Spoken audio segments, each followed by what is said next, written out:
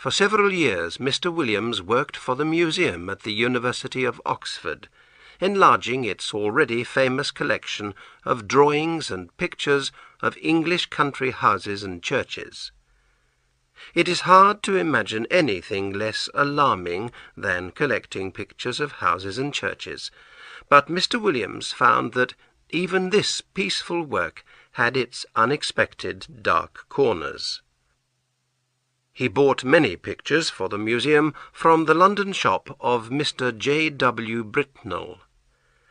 Twice a year Mr. Britnell sent a list of pictures to all his regular customers, who could then choose which pictures they wanted to look at before deciding whether to buy. In February 1895, Mr. Williams received a list from Mr. Britnell with the following letter.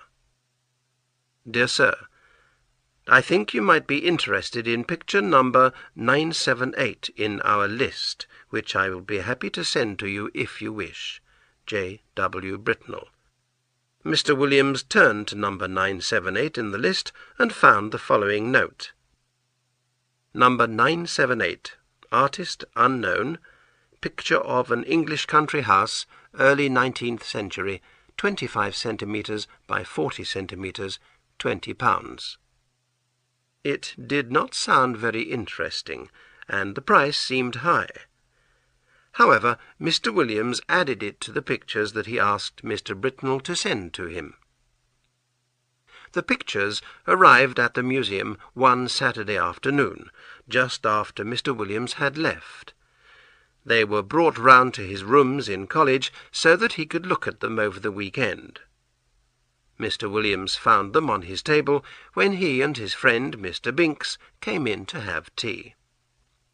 Picture number 978 showed the front of quite a large country house.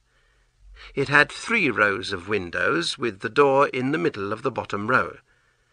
There were trees on both sides of the house, and a large lawn in front of it. The letters AWF were written in the corner of the picture. Mr. Williams thought that it was not very well done, probably the work of an amateur artist, and he could not understand why Mr. Britnell thought it was worth £20. He turned it over and saw that there was a piece of paper on the back with part of a name on it. All he could read were the ends of 2 lines of writing. The first said Ngley Hall, the second Sex. Mr. Williams thought that it would be interesting to see if he could find the name of the house in one of his guidebooks before sending the picture back on Monday morning. Meanwhile, he put the picture on the table, lit the lamp, because it was now getting dark, and made the tea. While they were having tea, his friend picked up the picture, looked at it, and said, "Where's this house, Williams?" "That's just what I was going to find out," said Williams, taking a book from the shelf. "If you look at the back, you'll see it's something Hall in either Essex or Sussex. Half the name's missing, you see. I don't suppose you recognise the house, do you?" "No, I don't," said Mr. Binks. "It's from Britnell, I suppose, isn't it? Is it for the museum?" "Well, I would buy it if the price was £2, replied Mr. Williams, "but for some reason he wants £20 for it. I can't think why. It's not a very good picture, and there aren't even any figures in it to make it more interesting." "I agree it's not worth £20, said Binks, "but I don't think it's too bad. The light seems rather good to me, and I think there is a figure here just at the edge in the front." "Let me see," said Williams. "Well, it's true the light is quite well done. Where's the figure?" "Oh, yes, just the head in the very front of the picture." And indeed there was, right on the edge of the picture, just the head of a man or a woman who was looking towards the house. Williams had not noticed it before. "Still," he said, "though it's better than I thought at first, I can't spend £20 of the museum's money on a picture of a house I don't even know." Mr. Binks, who had some work to finish, soon left, and Mr. Williams spent the time before dinner trying to find the name of the house in his guide-books. "If I knew the letter before the Ingley," he said to himself, "it would be easy enough. But there are many more names ending in Ingley than I thought." Dinner in Mr. Williams' College was at 7 o'clock, and afterwards a few of his friends came back to his rooms to play cards. During a pause in the game, Mr. Williams picked up the picture from the table without looking at it, and passed it to a man named Garwood, who was interested in pictures. Garwood looked at it and said, "This is really a very fine picture, you know, Williams. The light is very well done, in my opinion, and though the figure is rather unpleasant, it is quite interesting." "Yes, isn't it?" said Williams, who was too busy giving drinks to his guests to look at the picture again. When his visitors had gone, Williams had to finish writing a letter, so it was after midnight before he was ready to go to bed. The picture lay face upwards on the table where Garwood had left it, and as Williams was putting out the lamp, he saw it. For a moment he was too surprised to move. Then he slowly picked up the picture and stared at it in horror. In the middle of the lawn, in front of the unknown house, there was a figure where there had been no figure earlier. It was crawling on hands and knees towards the house, and it was covered in a strange black garment with a white cross on the back. After a second or two, Mr. Williams took the picture by one corner and carried it to an empty room. There he locked it, face downwards, in a cupboard, then closed and locked the door of the empty room. He went back to his own room and locked the door behind him. Before going to bed, he sat down and wrote a note describing in detail the extraordinary change in the picture since he had received it.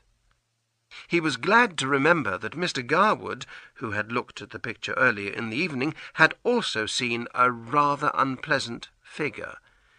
He decided that in the morning he must ask someone to look carefully at the picture with him, and he must try very hard to discover the name of the house.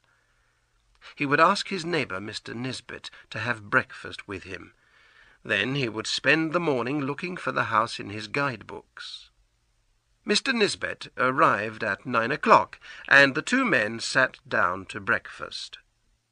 When they had finished, Mr. Williams, feeling both nervous and excited, hurried to the empty room. He unlocked the cupboard, took out the picture, still face downwards, and, without looking at it, went back to his own room and put it into Nisbet's hands. "Now, Nisbet," he said, "I want you to tell me what you see in that picture. Describe it, please, in detail. I'll tell you why afterwards."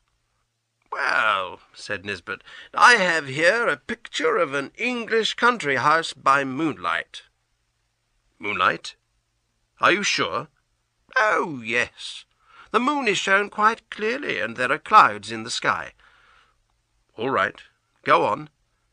"But I'm sure," added Williams quietly, "that there was no moon when I first saw it."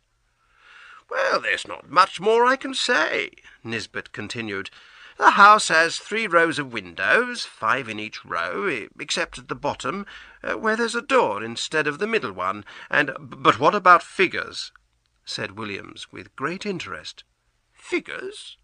replied Nisbet. "There aren't any." "What? No figure on the grass in front?" "No, not a thing." "Are you sure?" "Of course I am. But there's one other thing."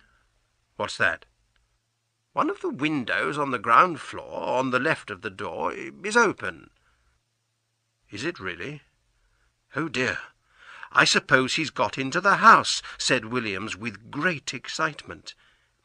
He hurried across to where Nisbet was sitting, and, taking the picture from him, saw for himself. It was quite true. There was no figure on the lawn, and there was the open window. For a moment Williams was too surprised to speak. Then he sat down at his desk and wrote for a few minutes. When he had finished, he brought 2 papers across to Nisbet. He asked him to sign the first one, which was Nisbet's own description of the picture, then to read the other one, which was the note Williams had written the night before. "What can it all mean?" asked Nisbet. "That's what I must find out," said Williams. "Now there are 3 things I must do. First, I must ask Garwood exactly what he saw when he looked at the picture last night. Then I must have the picture photographed before it goes any further. And thirdly, I must find out where this house is." "I can take the photograph for you myself," said Nisbet. "But you know, I think we are seeing something terrible happening here. The question is, has it already happened, or is it going to happen? You really must find out where this house is." He looked at the picture again and shook his head. "I think you're right, you know. He has got in. I'm sure there will be some trouble in that house." "I'll tell you what I'll do," said Williams. "I'll show the picture to old Dr. Green. He grew up in Essex, and he often goes to Sussex to see his brother who lives there. He's been going there for years. He must know both places quite well." "That's a very good idea," agreed Nisbet. "But I think I heard Green say that he was going away this weekend." "You're right," said Williams. "I remember now. He's gone to Brighton for the weekend. I'll leave a note asking him to see me as soon as he returns. Meanwhile, you take the picture and photograph it, and I'll see Garwood and ask him what he saw when he looked at it last night." He paused. "You know," he added, "I don't think £20 is too much to ask for this picture after all." In a short time Williams returned to his room, bringing Mr. Garwood with him. Mr. Garwood said that when he had looked at the picture, the figure was just starting to crawl across the lawn. He remembered that it was wearing a black garment with something white on the back. He was not sure if it was a cross. While he was writing this down, Mr. Nisbet returned and said that he had photographed the picture. "What are you going to do now, Williams?" asked Mr. Garwood. "Are you going to sit and watch the picture all day?" "No, I don't think we need to do that," replied Williams. "You see, there has been plenty of time since I looked at it last night for the creature in the picture to finish what he wants to do, but he has only gone into the house. The window is open, and he must still be in there. I think he wants us to see what happens next. Anyway, I don't think the picture will change much during the day. I suggest that we all go for a walk after lunch and come back here for tea. I'll leave the picture on my table and lock the door. My servant has a key and can get in if he wants to, but nobody else can." The others agreed that this was a good plan. They also wanted to avoid talking to anyone about this extraordinary picture, knowing what excitement and argument it would cause. At about 5 o'clock they came back to Mr. Williams' rooms for tea. When they entered the room, they were surprised to find Mr. Filcher, the servant, sitting in Mr. Williams' armchair and staring in horror at the picture on the table. Mr. Filcher had worked in the college for many years, and had never before behaved in so unusual a way. He seemed to feel this himself, and tried to jump to his feet when the 3 men came in. "I'm sorry, sir," he said. I didn't mean to sit down." "That's all right, Robert," said Mr. Williams. "I was going to ask you sometime what you thought of that picture." "Well, sir," replied the servant, "of course I don't really understand pictures, but I wouldn't like my little girl to see it. I'm sure it would give her bad dreams. It doesn't seem the right kind of picture to leave lying around. It could frighten anybody, seeing that awful thing carrying off the poor baby. That's what I think, sir. Will you need me any more today, sir?" "Thank you, sir." Filcher left the room, and the three men went at once to look at the picture. There was the house, as before, under the moon and the clouds. But the window that had been open was now shut, and the figure was once more on the lawn, but not crawling this time. Now it was walking with long steps towards the front of the picture. The moon was behind it, and the black material of its garment nearly covered its face. The three men were deeply thankful that they could see no more of the face than a high white forehead and a few long thin hairs. Its legs beneath the garment were horribly thin, and its arms held something which seemed to be a child. Whether dead or living it was not possible to say. The three friends watched the picture until it was time for dinner, but it did not change at all. They hurried back to William's rooms as soon as dinner was finished. The picture was where they had left it, but the figure had gone, and the house was quiet under the moon and the clouds. "Well," said Mr. Williams, "now we really must try to find where this house is." They got out the guidebooks and began to work. It was nearly 2 hours later when William suddenly cried, "Ha! This looks like it!" He read aloud from the Guide to Essex that he was holding. "Anningley. Interesting 12th century church containing the tombs of the Francis family, whose home, Anningley Hall, stands just behind the church. The family is now extinct.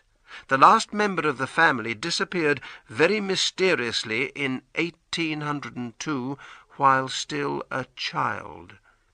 His father, Sir Arthur Francis, a well-known amateur artist, lived quite alone after that until he was found dead in his house 3 years later, after he had just completed a picture of the hall."